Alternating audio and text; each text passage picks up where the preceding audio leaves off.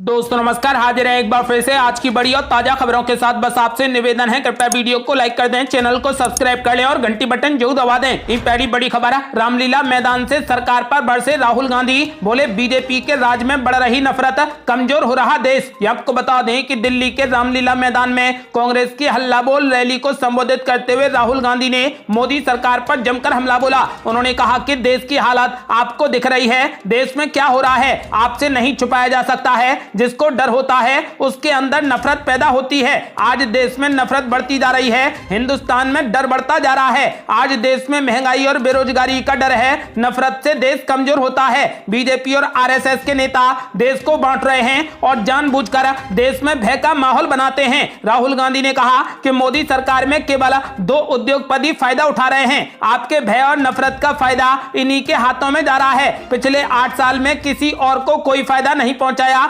Media देश को डराती है। तेल, एयरपोर्ट, मोबाइल का पूरा सेक्टर इन्हीं दोनों उद्योगपतियों को दिया गया है। आपको बता दें कि राहुल गांधी ने बीजेपी पर जबरदस्त हमला बोलते हुए कहा कि बीजेपी के राज में नफरत बढ़ रही है, जिससे देश कमजोर हो रहा है। अगली बड़ी खबर, अशोक गहलोत ने मोदी सरकार पर बोला बड़ा हमला, कहा सरकार दिखा रही सीबीआई और ईडी का डर, संविधान की उड़ाई जा रही धज्जियां। ये आपको बता दें कि राजस्थान के मुख्यमंत्री और वरिष्ठ कांग्रेस नेता अशोक गहलोत ने भी मोदी सरकार पर जमकर हमला बोला। उन्होंने कहा कि आज देश में बेरोजगारी और महंगाई से लोगों का बुरा हाल है। उन्होंने कहा कि सरकार सीबीआई और ईडी का डर दिखा रही है, देश में संविधान की धज्जियां उड़ाई जा रही हैं। नरेंद्र मोदी 2014 में चुनाव प्रचार करते थे तो कहते थे कि काला धन लेकर आऊंगा, महंगाई खत्म करूंगा, 2 करोड़ रोजगार दूंगा। लेकिन अब क्या हो रहा है? उन्होंने कहा कि आज सिर्फ धर्म के नाम पर राजनीति की जा रही है। उन्होंने कहा कि सरकार सीबीआई और ईडी का डर दिखा रही है और देश में संविधान की धज्जियां उड़ाई जा रही हैं।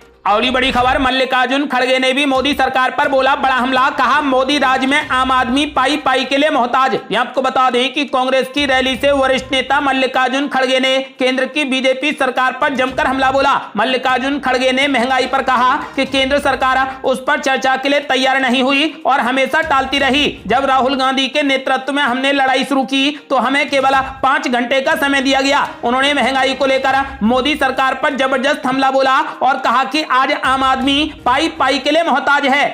अगली बड़ी खबर, राहुल गांधी ने मोदी सरकार पर बोला बड़ा हमला, कहा 23 करोड़ लोगों को गरीबी में डाला, सच्चाई बताने के लिए है भारत जोड़ो यात्रा। ये आपको बता दें कि राहुल गांधी ने कहा कि कांग्रेस पार्टी का कार्यकर्ता ही देश को बचा सकता है। उन्होंने कहा कि हमारे लिए सरकार ने सभी रास्ते बंद कर दिए हैं, संसद का रास्ता बंद कर दिया, संसद में विपक्ष का माइक बंद कर दिया जाता है, हमें बोलने का मौका नहीं दिया जाता। चुनाव आयोग, न्यायपालिका पर दबाव है, कांग्रेस जनता के बीच में जाकर उन्हें देश की सच्चाई बताएगी, इसलिए कांग्रेस भारत जोड़ो यात्रा शुरू कर रही है। राहुल गांधी ने हमला बोलते हुए कहा कि कृषि से संबंधित 3 काले कानून उद्योगपतियों के लिए बनाए गए थे, लेकिन किसानों की एकजुटता और ताकत ने इन कानूनों को वापस लेने पर सरकार को मजबूर कर दिया। जीएसटी ने छोटे कारोबारियों को खत्म कर दिया है। राहुल गांधी ने दावा किया कि यूपीए सरकार के दौरान 27 करोड़ लोगों को गरीबी से निकाला गया। हमने ये सब भोजन का अधिकार, नरेगा, कर्जा माफी की योजनाओं के जरिए संभव करके दिखाया था, लेकिन मोदी सरकार ने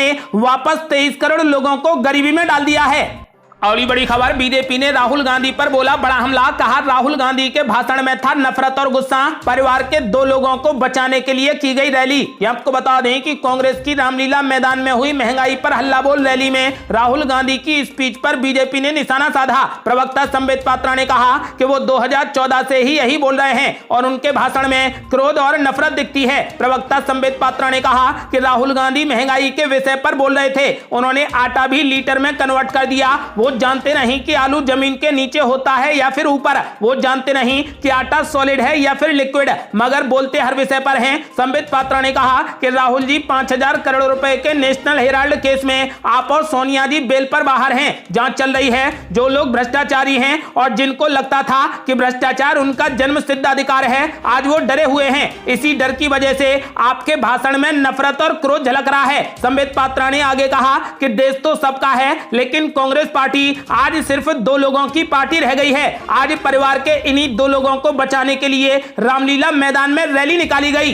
और बड़ी खबर, बीजेपी के नेता राज्यवर्धन सिंह राठौर ने कांग्रेस रैली को बताया ढकोसला। बोले ये है राहुल गांधी को रीलॉन्च करने की कोशिश। ये आपको बता दें कि दिल्ली के रामलीला मैदान में रविवार को कांग्रेस ने महंगाई पर हल्ला बोल रैली की। इस दौरान कांग्रेस सांसद राहुल गांधी ने केंद्र की मोदी सरकार पर बेरोजगारी और बढ़ती महंगाई को लेकर निशाना साधा। इसको लेकर बीजेपी के नेताओं की ओर से बयान आना शुरू हो गए हैं। बीजेपी सांसद राज्यवर्धन सिंह राठौर ने कहा कि कांग्रेस की रैली सिर्फ ढकोसला और राहुल गांधी रीलॉन्च 4.0 है। उन्होंने कहा कि इनकी टीम की कोई कप्तानी नहीं करना चाहता, इसलिए ये सब लोग ऐसा कर रहे हैं। राज्यवर्धन सिंह राठौर ने बताया कि जब विकसित देशों की अर्थव्यवस्था डगमगा रही थी, तब भारत की आर्थिक दर तेजी से मजबूत हो रही है। जीएसटी कलेक्शन 1.5 लाख करोड़ रुपए हुआ, जो कि राज्य सरकारों को दिया गया। इस दौरान इंपोर्ट ड्यूटी कम की गई, लेकिन राज्य सरकार ने एक भी रुपया कम नहीं किया। आपको बता दें कि बीजेपी नेता राज्यवर्धन सिंह राठौर ने कांग्रेस रैली को ढकोसला बताया है। साथ ही उन्होंने कहा कि यह राहुल गांधी को रीलॉन्च करने की कोशिश है।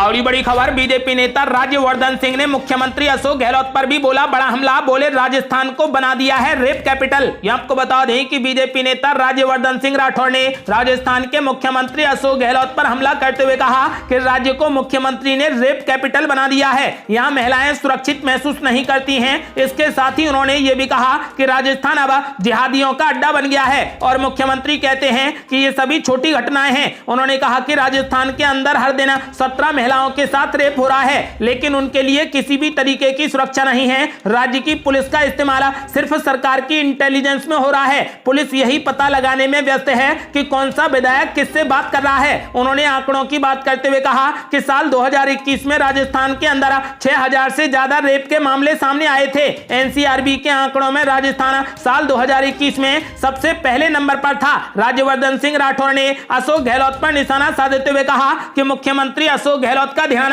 राज्य पर नहीं बल्कि राहुल गांधी की लॉन्चिंग पर लगा हुआ है। और बड़ी खबर, नीतीश कुमार ने कर दिया बड़ा ऐलान। बोले विपक्ष एकजुट रहे तो 2024 के चुनाव में हासिल होगी बड़ी सफलता। ये आपको बता दें कि लोकसभा चुनाव 2024 में अभी वक्त है, लेकिन सियासी दलों के बीच में अभी से ही हलचल तेज हो गई है। विपक्षी एकता को एक बार फिर से मजबूत करने की कोशिश की जा रही है। विपक्षी एकता के साथ नरेंद्र मोदी के सामने पीएम पद के लिए विपक्ष के चेहरे को लेकर भी कवायद तेज है। इस बीच बिहार के मुख्यमंत्री नीतीश कुमार ने कहा कि विपक्षी एकजुटता से आगामी लोकसभा चुनाव में बड़ी सफलता हासिल होगी। नीतीश कुमार दिल्ली में शरद पवार समेत कई और नेताओं से मुलाकात करने वाले हैं। बिहार के मुख्यमंत्री नीतीश कुमार ने कहा कि मैं बस इतना कह रहा हूं कि अगर सभी विपक्षी पार्टी एकजुट हो जाएं और मिलकर लोकसभा 2024 का चुनाव लड़ें तो भारी सफलता हासिल होगी। मैं किसी भी संख्या की बात नहीं कर रहा। बिहार के मुख्यमंत्री नीतीश कुमार विपक्षी एकजुटता को लेकर सक्रिय दिख रहे हैं। उन्होंने कहा कि हम लोग कुल 7 पार्टी हैं, 4 पार्टी के नेताओं से दिल्ली में मुलाकात करेंगे,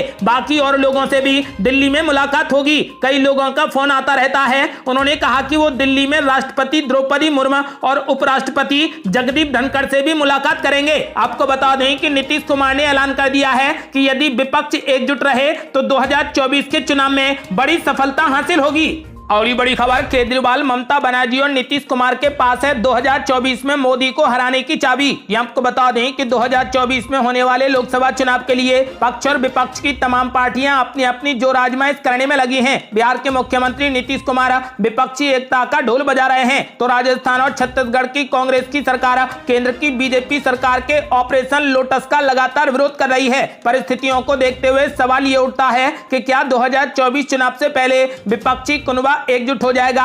क्या सभी ममता, नीतीश, केजरीवाल सभी विपक्षी एकजुट होकर बीजेपी से मजबूत हो जाएंगे? विपक्ष का कहना है कि सभी विपक्षी एकजुट होंगे और मोदी को हराएंगे। आपका क्या मानना है? क्या विपक्ष एकजुट हो जाएगा तो मोदी को कड़ी टक्कर दे पाएगा? अपनी राय हमें वीडियो लाइक कर कमेंट बॉक्स में जरूर दें। और ये बड़ी खबर, कानून मंत्री किरेन रिजिजू ने राहुल गांधी पर बोला बड़ा हमला। बोले बदलते रहते हैं राहुल गांधी के गरीबी के आंकड़े, करते हैं पार्ट टाइम राजनीति। ये आपको बता दें कि केंद्रीय कानून मंत्री किरेन रिजिजू ने यूपीए सरकार के कार्यकाल के दौरान गरीबी उन्मूलन को लेकर अलग अलग आंकड़े देने पर कांग्रेस नेता राहुल गांधी पर हमला बोला है। उन्होंने कहा कि ऐसा तब होता है जब कोई व्यक्ति कुछ महीनों में एक बार भारत लौटता है। केंद्रीय मंत्री किरेन रिजिजू ने ट्विटर पर एक छोटा वीडियो पोस्ट किया जिसमें कांग्रेस के पूर्व अध्यक्ष राहुल गांधी यूपीए के 10 साल के शासन के दौरान गरीबी से बाहर निकाले गए व्यक्तियों की संख्या को लेकर अलग अलग मौकों पर अलग अलग आंकड़े देते नजर आ रहे हैं। कांग्रेस नेता राहुल गांधी ने यूपीए के शासनकाल में गरीबी से बाहर निकाले जाने वाले व्यक्तियों की संख्या कभी 14 करोड़ तो कभी 15 करोड़, कभी 23 करोड़ तो कभी 27 करोड़ बताई है। अरुणाचल प्रदेश में बीजेपी के सांसद किरेन रिजिजू ने कहा कि ऐसा तब होता है जब आप विदेश से कुछ महीनों में एक बार भारत वापस आते हैं और पार्ट टाइम राजनीति करते हैं। अगली बड़ी खबर, मुख्यमंत्री नीतीश कुमार का बड़ा ऐलान, बोले हमसे हो गई गलती, बीजेपी के साथ दोबारा जाना थी हमारी मूर्खता। ये आपको बता दें कि बीजेपी से जेडीयू द्वारा गठबंधन तोड़ने के बाद से बिहार में राजनीतिक बयानबाजी तेज हो गई है। आए दिन बीजेपी और जेडीयू के नेता एक दूसरे पर सियासी हमले कर रहे हैं। इसी बीच मुख्यमंत्री नीतीश कुमार ने जेडीयू की राष्ट्रीय परिषद की मीटिंग में बीजेपी के साथ जाने को गलती मानते हुए कहा कि ये हमारी मूर्खता थी। मुख्यमंत्री नीतीश कुमार ने बताया कि 2019 में लोकसभा चुनाव के बाद फोन आया था कि केंद्र सरकार में मंत्री बनाने के लिए 2 नाम दीजिए, लेकिन हम जब दिल्ली पहुंचे तो कहा गया कि सिर्फ 1 नाम चाहिए। हम नहीं माने क्योंकि हम चाहते थे कि जेडीयू कोटे से केंद्र में 4 मंत्री हों। जेडीयू के पूर्व राष्ट्रीय अध्यक्ष आरसीपी सिंह का नाम लिए बिना मुख्यमंत्री नीतीश कुमार ने कहा कि जब मैं केंद्रीय रेल मंत्री बना तो उन्हें अपना प्राइवेट सेक्रेटरी बनाया। वो नालंदा से चुनाव लड़ना चाहते थे, लेकिन हमने इसके लिए उन्हें मना किया। मुख्यमंत्री नीतीश कुमार ने ऐलान किया है कि जब तक हमारी पार्टी है तब तक इन लोगों से किसी प्रकार का समझौता नहीं करेंगे। ये लोग सिर्फ हिंदू मुस्लिम में बांटकर राज करना चाहते हैं। पूर्व मुख्यमंत्री अटल बिहारी वाजपेयी ने कभी आरएसएस की बात नहीं मानी और पहले केंद्र सरकार के मंत्री जब किसी प्रोग्राम में जाते थे उनका नाम लेते थे, लेकिन अब ये नाम लेना भूल गए हैं। मौजूदा केंद्र मंत्री पार्टी की नहीं सिर्फ अपनी चर्चा करते हैं। आपको बता दें कि नीतीश कुमार ने साफ कर दिया है कि बीजेपी के साथ दोबारा जाना हमारी मूर्खता थी। अगली बड़ी खबर, प्रहलाद जोशी ने राहुल गांधी पर बोला तीखा हमला, कहा बात करने के लिए देश और दुनिया के बारे में पता होना जरूरी। ये आपको बता दें कि केंद्रीय संसदीय कार्य मंत्री प्रहलाद जोशी ने कांग्रेस नेता राहुल गांधी पर निशाना साधा। दरअसल उन्होंने राहुल गांधी के आज के महंगाई पर हल्ला बोल रैली में दिए गए भाषण को लेकर जोरदार पलटवार किया है। उन्होंने कहा कि राहुल गांधी को पहले भारत और दुनिया में क्या चल रहा है इस बात की अच्छे से जानकारी ले लेनी चाहिए, फिर बात करनी चाहिए। केंद्रीय मंत्री प्रहलाद जोशी ने कहा कि राहुल गांधी को यह समझना चाहिए कि यूपीए के समय मंदी क्या थी, आज क्या है, दुनिया और भारत में क्या फर्क है, मंदी कम करने के लिए क्या हुआ है और दुनिया में क्या चल रहा है। उन्होंने एक अलग ट्वीट में कहा कि यूक्रेन रूस युद्ध के बाद दुनिया में क्या चल रहा है और भारत कहां है, यह पता करके राहुल गांधी को बात करनी चाहिए। आज कांग्रेस ने मोदी सरकार के खिलाफ दिल्ली के रामलीला मैदान में महंगाई के खिलाफ हल्ला बोल रैली निकाली। इस दौरान राहुल गांधी ने केंद्र सरकार पर जमकर निशाना साधा। उन्होंने कहा कि देश की हालत सभी देख सकते हैं, ये किसी से भी नहीं छिपी है।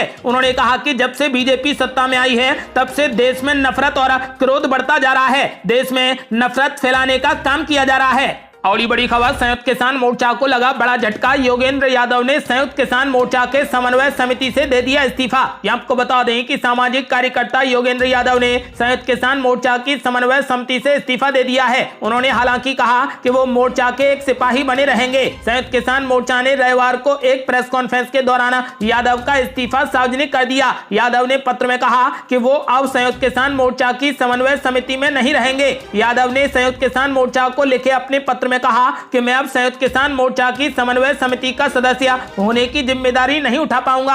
यह महत्वपूर्ण है कि सभी जन आंदोलनों और विपक्षी राजनीतिक दलों की ऊर्जा को किसान विरोधी मोदी सरकार के खिलाफ लड़ने के लिए जोड़ा जाए। इसके लिए मैं किसान आंदोलन के अलावा अन्य दलों के संपर्क में हूं। उन्होंने कहा कि मेरी इस प्राथमिकता को देखते हुए संयुक्त किसान मोर्चा समन्वय समिति की जिम्मेदारी निभाना मेरे लिए संभव नहीं होगा। उन्होंने किसान संगठन से अपील की है कि उन्हें उनकी जिम्मेदारी से मुक्त कर दिया जाए।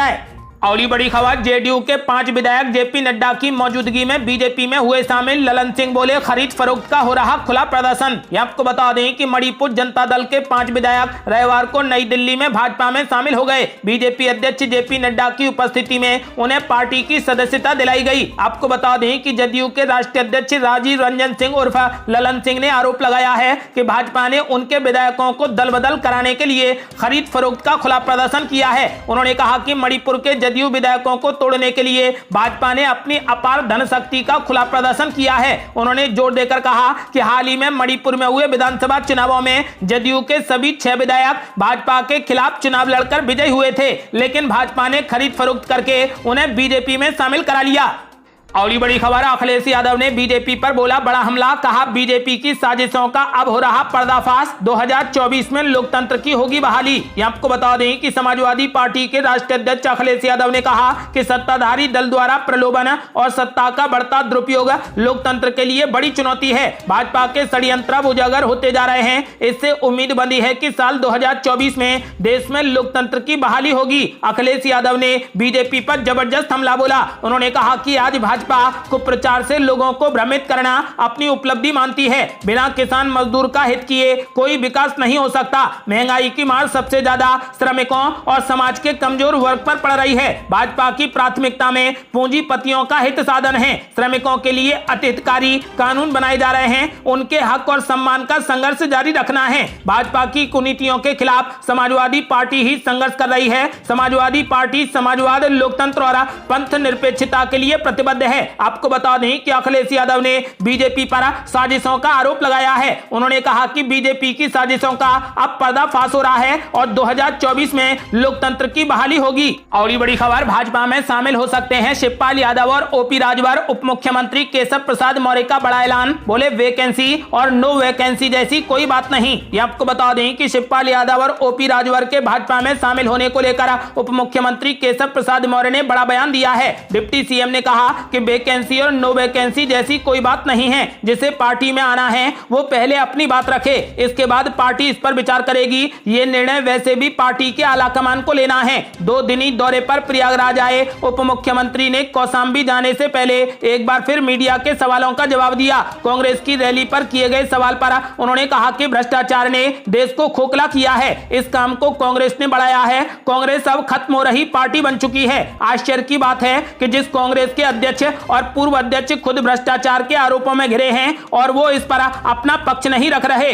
वो आज इस मामले पर हल्ला बोल की बात कर रहे हैं। इससे देश की जनता को कोई फर्क नहीं पड़ेगा। मदरसों के सर्वे के सवाल पर उप मुख्यमंत्री केशव प्रसाद मौर्य ने कहा कि सर्वे इसलिए किया जा रहा है ताकि किसी गलत हरकत का पता चल सके, नीति बनाकर मदरसों का आधुनिकीकरण किया जा सके। मदरसे में पढ़ने वाले बच्चे केवल मौलवी ना बने, सरकार का उद्देश्य है कि ये बच्चे अच्छे डॉक्टर, इंजीनियर भी बन सकें। डिप्टी सीएम ने कहा कि AIMIM चीफ असदुद्दीन ओवैसी मुसलमानों को गुमराह कर रहे हैं। वो मुसलमानों की बेहतरी नहीं देख सकते। सरकार सभी को आगे बढ़ाना चाहती है। इसी क्रम में मदरसों का आधुनिकीकरण भी किया जा रहा है। आपको बता दें कि फिलहाल उन्होंने साफ कर दिया है कि यदि भाजपा में शिवपाल यादव और राजभर आना चाहते हैं तो उनके लिए रास्ते खुले हुए हैं।